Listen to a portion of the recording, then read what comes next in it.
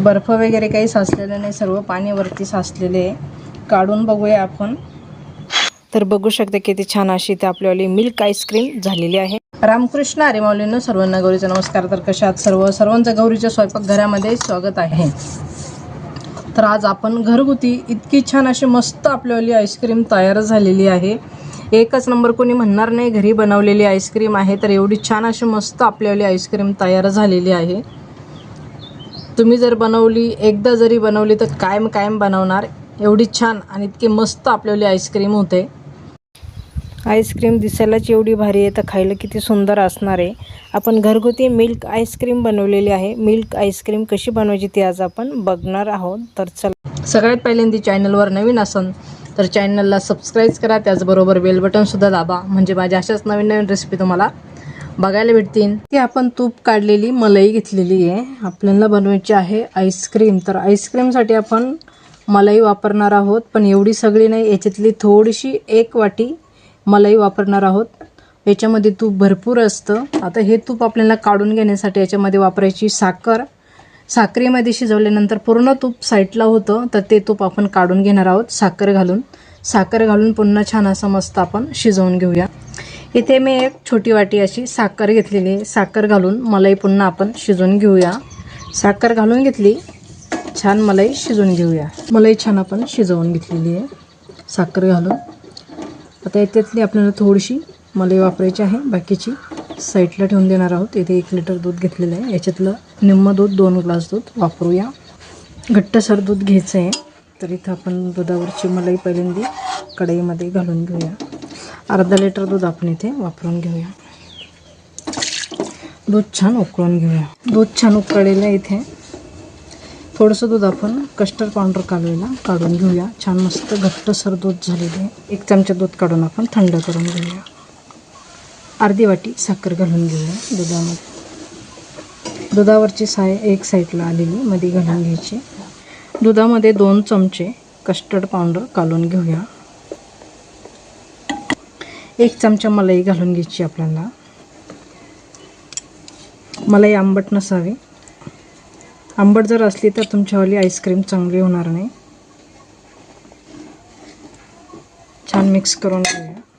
Custard powder इथे कालवलेली घालून घेऊया. छान मिक्स करून घेऊया. आता छान आपण हलवून घेऊया. छान घट्टसर झालेलं आहे, बघू शकता. छान एकत्र झालेले आहे. आता आपल्याला बॅटर थंड करून घ्यायचं आहे. गॅस बंद करूया आणि थंड करून घेऊया. बॅटर छान थंड झालेलं आहे. मिक्सरला आपल्याला दळून घ्यायचं. इथे 1 चिमूट केशरी कलर घेतलेला आहे. कलर घालून घेऊया. अर्धी वाटी दुधावरची साय घेतलेली आहे, एकदम घट्टसर अशी. आपण याच्यावरती घालून घेऊया, म्हणजे छान मिक्सरला बारीक दळून घेता येईल. छान मिक्स करून घेऊया. छान आपण दळून घेतलेला आहे.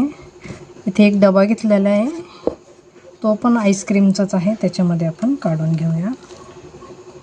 आता ह्या आईस्क्रीमवरती आपल्याला 1 कॅरी बॅग ठेवून छान पॅक झाकण लावून फ्रीजरमध्ये ठेवून द्यायचं आहे. पॅक झाकण लावून घ्यायचं, म्हणजे याच्यावरती पाणी साचत नाही कॅरी बॅग लावल्यावर. तरी ते 1-2 तास झालेले आहे. आपण झाकण काढून बघूया.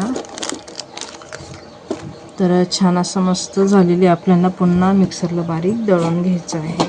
तर असं पाणी वरती साचलं जातं, तर हे पाणी याच्यात पडू द्यायचं नाही, म्हणून वरतून कॅरी बॅग लावायची. मिक्सरच्या भांड्यात घालून पुन्हा आपल्याला फिरवून घ्यायचं आहे.